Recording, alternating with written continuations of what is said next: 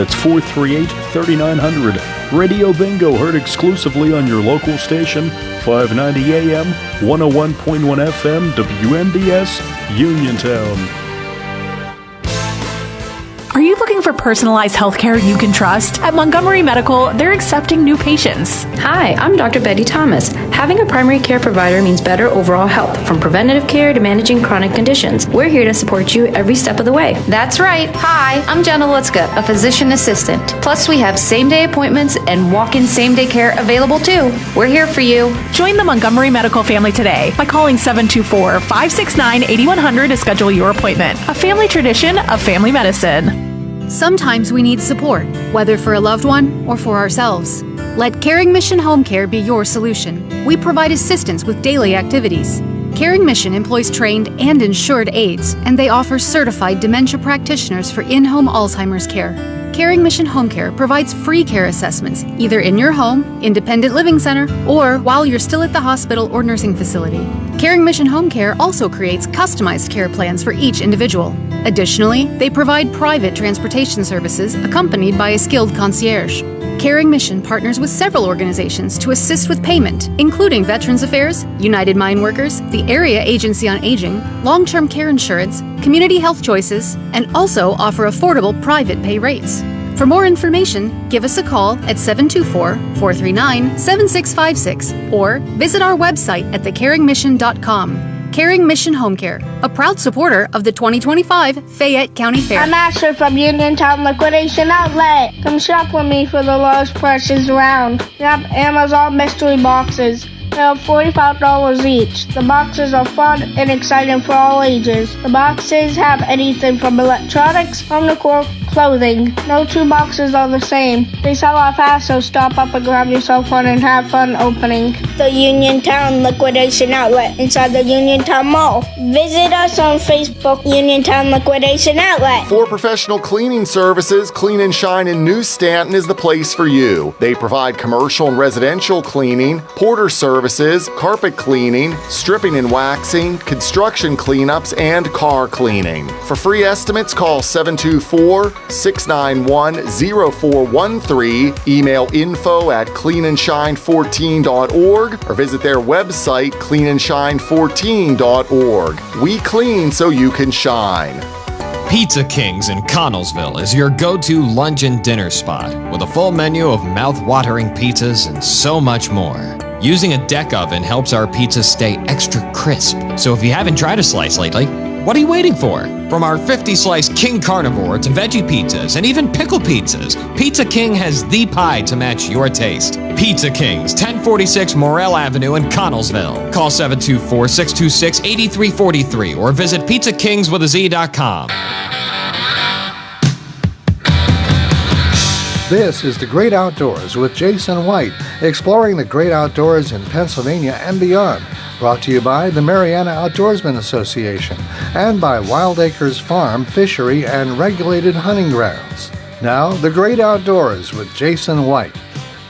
Hello, friends. I'm Jason White. Welcome to The Great Outdoors. It's a beautiful day here in southwestern Pennsylvania, and I think I have a good show lined up for you. But before I dive into the topics of discussion today, I want to give a special thanks to our sponsors, the Mariana Outdoorsman Association. You can join the MOA today. And coming here in August, there's going to be the Early Bird Special. I want to reiterate the Early Bird Special. You can pre-purchase a membership for 2026. It is valid from September 1st of this year through the end of the year, and then all of 2026. You only pay for 2026. So basically you're getting September through December of this year for free. That is one heck of a deal. MarianaOutdoors.com for that information, and you'll be able to do that effectively after August the 1st. It'll be fired up and ready to go. MarianaOutdoors.com. Special thanks to 10 Mile Creek Outfitters and Wild Acres Farm, Fishery, and Regulated Hunting Grounds. If you're looking to do any of these variety of things, from a corporate event, weddings, trophy trout fishing trips, upland bird hunts, wild deer hunts, and also wild turkey hunts, all are available. We have blast and cast packages. you name it. We also have flower picking, veggie picking, just a wide variety of options and opportunities. 10mileco.org. That is TENMILECO.org. Or give us a call at 724-579-0924. And last but not least, special thanks to Washington County Tourism and Promotion Agency. Please visit Washington County, Pennsylvania today. I want to dive in real quick on the Marion Outdoorsman Association's upcoming events. This Saturday at 9 a.m., basically through the duration of the day, wildflower picking. Fill up a jar and vase, take it with you for $10. Also, there is veggie picking available, so if you want to come out and pick right off the vine, happy to have you for that. Saturday, September 6th is the opening day of Dove at the Wild Acres, and also it'll be our first quail stalking of the year. Saturday, September the 6th, the same day, we'll also have an open house and tour, so if you're interested in the early bird special, this is a great opportunity to come out and see all the hunting fields, the 1,000-yard rifle range. If you're interested in seeing the 2.5 miles of trophy trout waters, love to have you. Again, all this information is on Marion Outdoorsman Association's Facebook, website, marianaoutdoors.com. And certainly, I don't want to miss the fact that all of these episodes, even recorded at WMBS radio station, are uploaded to YouTube, along with Anchor and Spotify Radio. Saturday, September the 20th at 4 o'clock, 19 North event venue is where the Energy Security and Sportsman's Bash collaboration between the Marion Outdoorsman Association and the AOGA, American Oil and Gas Lines. So if you're somebody that's interested in supporting the great outdoors or the energy industry, we'd love to have you. Tickets are available. Information, again, is available at the Marion Outdoorsman Association's Facebook page, and also click on events and you'll see it, and also on our website, marianaoutdoors.com. Friday, October 3rd will be the first trout stalking. That'll be early in the morning, basically 8 a.m. as quickly as we can. And that'll also fire up our tagged trout contest, which is a fun activity. Largest and smallest fish every month gets some prizes, and then we do first, second, third largest at the end of the season, along with the smallest fish of the entire season. And then we will be stocking fish monthly all the way through the month of May. So if you're looking at any of our other events, please make sure you do that. We got a lot of stuff happening, a lot of other events all the way, like I said, from September all the way through May. All of them are listed on Facebook and on our website. So there's a lot of stuff happening. Love to have you. So please, please, please, if you're interested in membership, I cannot stress enough, the early bird special is the best deal that we offer. You get from September to December of this year for free, Free, free, and then you get all of 2026. I cannot stress enough, that is a great deal. You're getting a fantastic deal. So if you're interested, go on the website, effectively August 1st, marianaoutdoors.com. You can pre-purchase the membership, and then it's active beginning September 1st through December 31st of 2026. I actually was at a seminar yesterday with the Pennsylvania Farm Bureau. Special thanks to the Farm Bureau Chairman Andy Bader of the Wildlife and Fisheries Committee for setting that up. We had a lot of great conversations that took place. I was really kind of engaged and intrigued, and I wanted to really share with everybody some of the topics that we discussed. Things such as trespass, things such as CWD, topics ranging from, how can we do a better job with migratory birds. I just really thought, how would I describe it to you?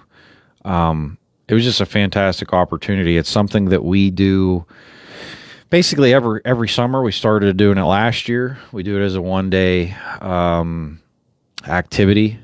So, when people ask about the Farm Bureau, like what all do you get and what are some of the benefits? Well, it's a lot of volunteerism. It's a lot of work. And I understand that not everybody has to do that. But for me, it's something that I'm involved with in my capacity, being on the Wildlife and Fisheries Committee. But again, yesterday was our second annual one. It's been a great way to kind of network with folks and to talk about key issues.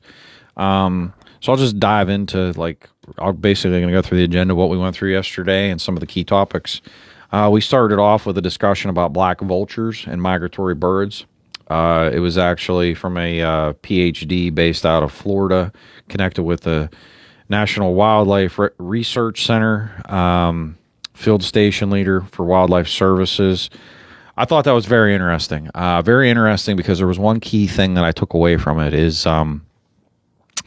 migratory birds are really mismanaged. There's a lot of correlations with property damage. There's a lot of correlations with calves and livestock in general being killed or maimed by black vultures. But the one thing that really hit home for me, we were talking about management tools and management practices.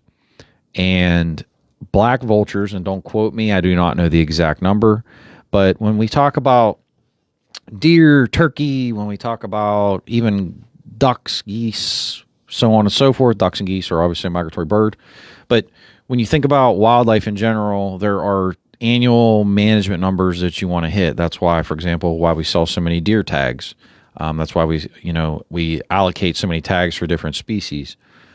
The one thing that really hit home for this was we have certain species that are migratory birds, so like doves, waterfowl in general. Those are allowed to be managed via hunting practices. And then, due to the Migratory Bird Treaty Act, there's certain species that are just listed blanket as protected.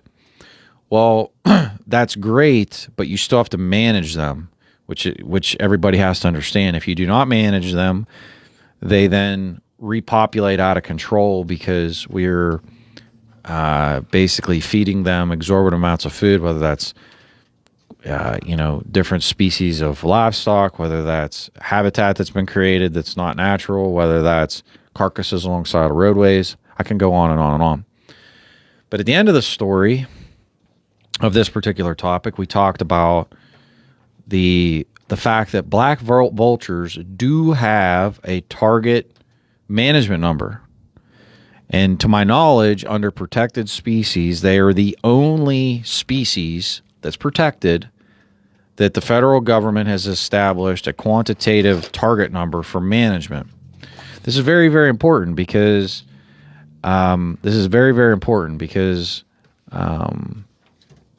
if this does not get replicated with other species, it's a missed opportunity. Why do I say this? Again, we're talking about all the other species from deer, turkeys, blah, blah, blah, waterfowl. We have target management numbers. It's all hunting and trapping is about conservation management.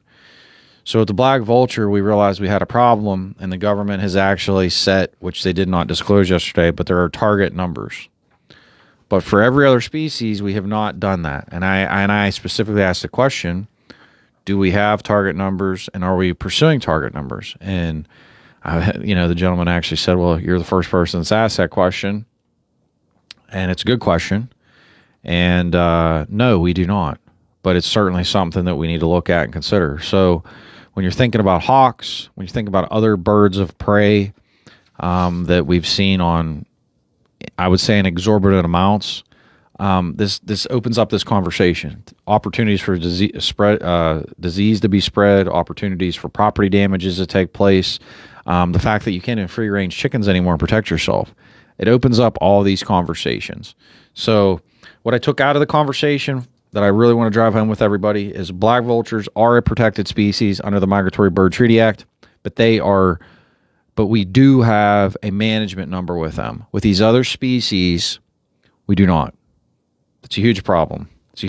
So we've acknowledged we have a problem with black vultures because they've become so bad for property damages and destruction. So we've then implemented a management number. We have to really take that same strategy, vision, and goal with other species. Moving on, next topic we discussed, stream redesignation, high quality streams. This fell underneath the Fish Commission collaborating with the DEP.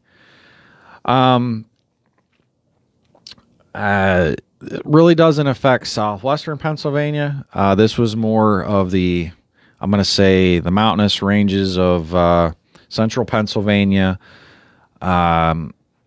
It's definitely a conversation when you talk about Class A streams. It's going to have to be circled back to. Why do I say this? A lot of questions, concerns came out of the conversation because once a stream is designated or a particular area, any development, any type of work, including timbering, if you wanted to timber your property, you could be put in a very, your back could be pinned against the wall of what you can and cannot do with your land. So that's a little bit concerning. What I raised the question was, we're going and identifying these places, and basically we're going to say, oh, nobody can basically do any work or any type of development or progress of any kind, and potentially even just timbering your property if you're, a landowner, a farmer, whatever. But also, I asked the question, I said, well, why are we not looking at the properties that are not identified as Class A and trying to get them improved or enhanced? And it was kind of like, and I raised the questions of, places where maybe we don't have fence along streams where there are cattle, or places where, why aren't we doing more stream assessments? Why aren't we looking at, because it got brought up about like water temperature, like how can we help impact that? There's a lot that we can do, like not cutting the grass too close to certain areas of certain fields, or not mowing too close. These all come with just basic stream assessments, and then honestly, just basic conversations with landowners. If there's a program that would fit that people could fall into to do some type of improvement or whatnot, that's awesome. We talked about the fact that, permitting reforms. We had a conversation about that, about how the Chapter 105 general permit is a humongous problem. And actually, the gentleman from the DEP was there, acknowledged the fact that people know that. I think it's a common fact that everybody realizes that the Chapter 105 system is broken. And, just to reiterate the fact that the DEP has full discretion under the Clean Water Act federally and the Clean Streams Act at the state level to implement a successful system. And not only to impact or influence and lay out a successful system, they also can expand. So like we had conversations about the fact that like farmers might have trees down, maybe they have fence lines, tree falls down, it falls down another 50 feet and it goes into a stream. You're not allowed to get within 50 foot of a stream with a piece of equipment, heavy equipment, and you can't reach out like with a grapple bucket and grab it and pull it back. These are like concerns. These are problems. These are things that we need to look at and figure out, how to reform these permitting practices to make it more effective and I would even say efficient for everybody.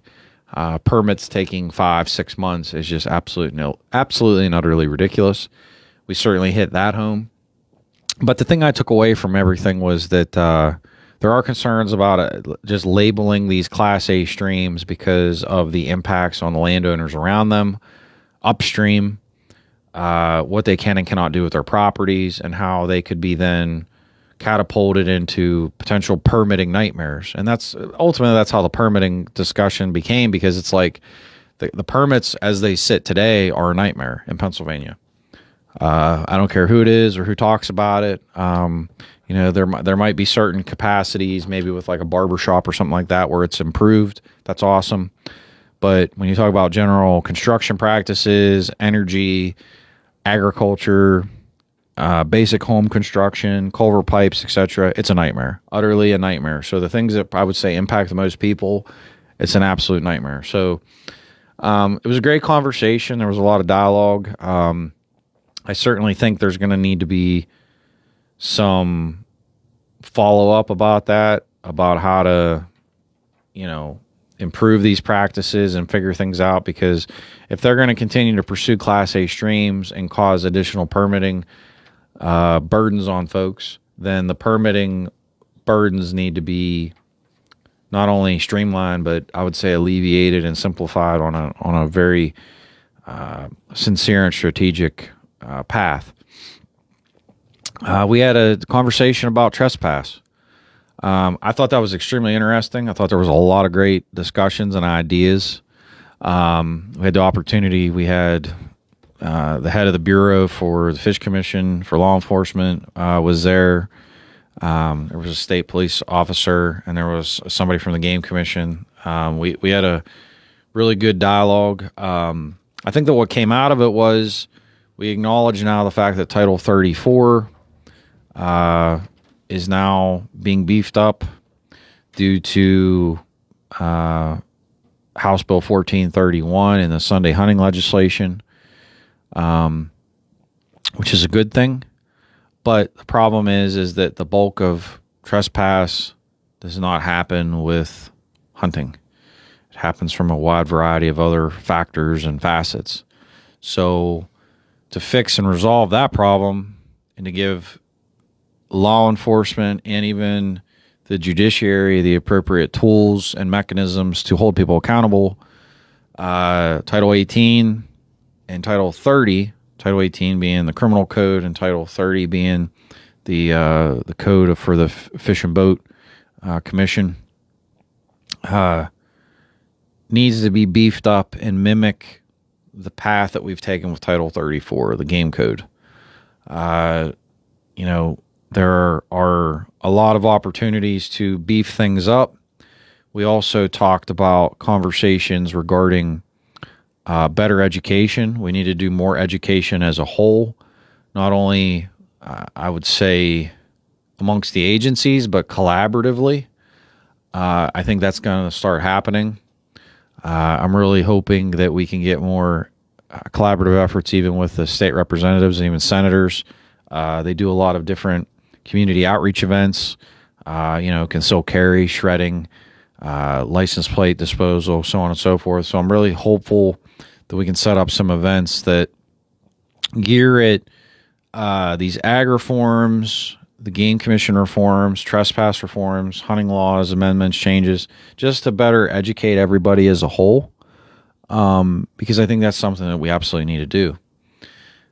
Expanding upon that idea, we had conversations about littering, because one of the biggest reasons that even whether it's the hunting properties, whether it's fishing access, one of the most tremendous negatives that you will hear, the largest negative impact is definitely a littering complaint. And when I say littering, that could be the most basic of things of, leaving empty wrappers or bait containers. It can be dump sites. So we had a really good conversation about that, about why littering is such a huge issue, and why that actually hurts folks losing property access, especially the commissions. So I think there's going to be a conversation about that as well. We also talked about better education of landowners to how to properly document and to capture that information if you were going to pursue some type of legal claim or pursuit with the appropriate authorities. We had conversations about taking pictures and collecting information, how to go about documentation, date, time, writing stuff down, cell phone cameras, so on and so forth. So there was a lot of really good conversations that came out of that. The other thing we also discussed on this same topic was the Pennsylvania Game Commission put out the Certified Hunter program, which currently is only in southwestern Pennsylvania. But once you're a certified hunter, you get OnX Hunt app directly on your cell phone. You get the program, which is fantastic, because what it does is every property that you're able to then access, which you still have to reach out and connect with the landowners, but when you connect with the landowner, the map is defined. Like, you're allowed to hunt here. This is where you can hunt. There can even be tree stands pre-marked. There can be parking areas or parking access areas pre-marked. The people that are fishing at those places are going to have hats that they're able to wear. They're going to have parking passes for their cars. So I think that there's a lot of opportunity for the Fish Commission to take a similar approach. So the Game Commission is rolling out the Certified Hunter Program, which, like I said, is currently only southwestern Pennsylvania, but any hunter can sign up and be trained to then utilize these said properties. But the opportunity then exists that hopefully next year the Certified Hunter Program is going to go statewide. So like that's the next goal. And then from there, in my opinion, the Fish Commission needs to piggyback on this idea, and there should be a certified fisherman program. And if you're a certified fisherman, then that means that there should be other properties that private landowners would have that people they could sign up.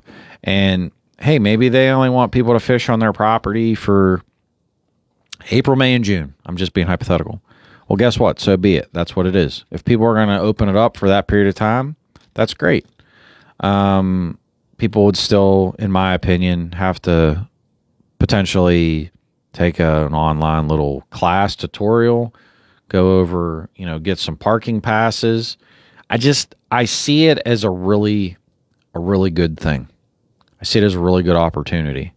And I'm just, I think the Game Commission's eyes kind of lit up when we had the conversation. Obviously just a discussion, but definitely the opportunities to see people go on streams and they just take off and walk without knowing property lines, property boundaries. And that's when we get into a tizzy here, because the Fish Commission might stock a section of stream, but if the properties aren't properly marked and you don't know where they start and end, that's where you get into an issue.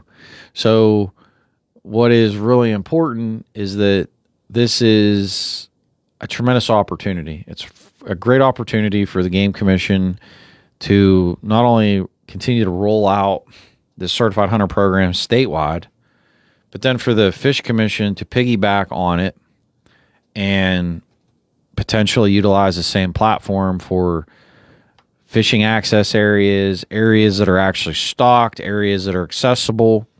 Hey, maybe certain areas would be accessible just certain times of the year. Why does a stream have to be open all the time? There's currently the Fish Commission even has the ideology that, everything must be open to everybody all the time. Well, guess what? The Game Commission realized that does not work because they kept losing property. What happened? Now you have this certified hunter where only certified hunters are allowed to access those areas. They have to go through these classes, and that's how it's going to be. So I see a tremendous opportunity here to piggyback on this idea and also to utilize the onX app for even the existing public access areas for people to better know where they can go, where property boundaries are. And even, I would even say, extrapolating this idea even larger, there's some other spokes off of the wheel here. There's been conversations about putting QR codes on the hunting tags. Well, if you're using this app, you go out, you'd be able to scan your QR code. It would geo-track exactly your location, etc., where the deer was harvested. So the Game Commission is going to get better data than they've ever had before. Say you're in a situation when you want to be able to share, whether it's crop damage or wildlife pictures. That's never been available. So even the idea of linking trail cameras, utilizing your geo-track cell phone, that's an opportunity that's never been presented. Now, onX utilizes similar technologies today, but the Game Commission and Fish Commission have never utilized that kind of technology for wildlife management. So it's a huge opportunity. Also for access, just giving people better access to these different ideas. And the other thing I would say, and I think it's very important, I brought this up yesterday, if you're using these apps, obviously you're going to have your phone on you. You go out in the woods and something happens to you, you fall out of a tree stand, something were to happen to you, people would at least be able to pinpoint where you were. You would have an actual, people would know down to the, within probably 10 yards of where you're at. So I think that's really important also from a safety perspective. In case something were to happen to you and somebody needed to find you, how are they going to find you? And you're out, in a state forest. This same idea can be a mechanism that, you're in trouble. You need somebody to come get you. People could reach out and find you. So I think there was a lot of tremendous discussions that piggybacked off of the trespass conversation, opportunities for the future. And like I said, the technologies that the Game Commission is now implementing in southwestern Pennsylvania with the Certified Hunter program, certainly hopeful that that'll be not only a success this fall, but hopefully a success next year statewide. I would be hopeful of that. And I'm really excited about that because I just really believe, based upon the interaction I've heard from hunters and property owners, that you're going to see a lot more property access, and I think you're also going to see a lot more hunter access, hunter growth. I think you're going to see more hunters engage Pennsylvania. Not to mention the Sundays that have now been going to be added, which I do want to make a note of that. The Sundays have been added, and I have them here. Just for those that would like a mental note, the dates that have been added for this hunting season include September the 14th, September 21st, September the 28th, October 5th, October 12th, October 19th, October 26th, November 2nd, November 9th, November 16th, November 23rd, November 30th, and December 7th. So that is extremely exciting, and I'm really looking forward to,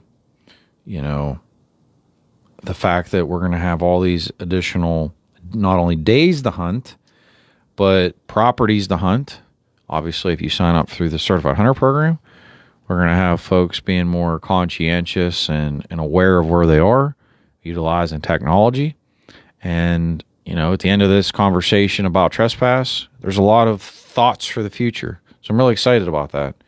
Again, that's why these types of days and meetings and seminars are so good, is because when you get people to have open dialogue, it really can have a positive impact. There's a lot of conversation about CWD. I would say that was probably what I walked out of there with, between CWD out in the general stratosphere, CWD within, I'm going to say, farms. It was probably when I walked out of there, it was just this gargantuan gray area question mark, because outside of the quantitative testing at the National Testing Lab out in Iowa, in the U.S., the Pennsylvania Department of Ag has a lab too. Outside of just simply identifying CWD through their testing methods, which seem to be darn near as close to 100% as possible, everything else outside of just simply that knowledge, from the rapid tests to how the even transmission of the CWD was happening, or alleged transmission, because that was something that was brought up. We had talked about the fact that there's so many deer even out in the wild now, and you'll see fields with 50, 60, 70 deer, and anybody that goes out into the woods knows that the deer are constantly touching, brushing up against each other, clearly mating in the mating seasons. So it's like where this idea that the deer are not touching, because there was conversations that, only when there's baiting happening is that the big issue. And so there's not even any quantitative information that's even remotely a thing. It really didn't have any understanding. Also acknowledge the fact that it's been on record as being scientifically, like, I guess, on the science community's radar since the 1960s out in Colorado. But it's one of those things that, like, I raised the question. I was like, well, we don't know because we weren't testing prior to the 60s that maybe it existed elsewhere and we didn't know. It also could be a lot of things. Like we talked about the fact that, human beings have so many different diseases. And if we were to quarantine every single person, for example, somebody that has cancer, I'm sure if we look back probably 80 years ago, people probably didn't understand or know the data or facts on that. So the fact that, like, it would almost be like looking at it today and saying, oh, well, if everybody that has every disease or any type of sickness has to be quarantined, it's just kind of mind-boggling to me. It's a gargantuan unknown. Furthermore, like, we had conversations about the testing because, like, the folks that are at deer farms, and not just whitetail deer, because there are other species that are impacted by CWD, or at least test for CWD, that are hoofed animals like a moose, mule deer, reindeer. There's a variety of them. I want to say there's 8. But point being, they are under such a scrutiny, and there was somebody there from the Department of Agriculture, and he said, well, it's because they're tied in with commerce. Well, and I turned around and I was like, well, I in one breath understand what you're saying, but on another token, I completely and utterly disagree with that entire notion. And I want you to hear me out here. So we scrutinize the deer farms and basically hold them to such a high standard, because basically they're selling a commodity, right? But on the other hand, we are processing millions of deer in the state out in the general public for private consumption, or even more so, the deer that is being processed and given to food pantries and those in need, and it's not being tested. Not to say none of it's being tested. I shouldn't say that. But it's certainly not all being tested. And I'm sure that the overarching amount is definitely not being tested. Especially a lot of the stuff that's being processed, whether somebody's processing it at their own house or at a local butcher shop. And the same capacity goes with even the food that's being given away to the pantries. And I turned around and I was just like, if you're going to sit here under this lens of health and safety, you have to have the same guise and purview collectively. Like this idea of the North American model, that if anything goes into commerce, it immediately goes to like this, it goes into these like, how do I want to say it, into such a high standard, and we want to hold it to this same purview. But then the things that are out in the natural world and are wild, when it comes to just, we're going to pay, the government's going to pay to give this food that we're not going to test to people.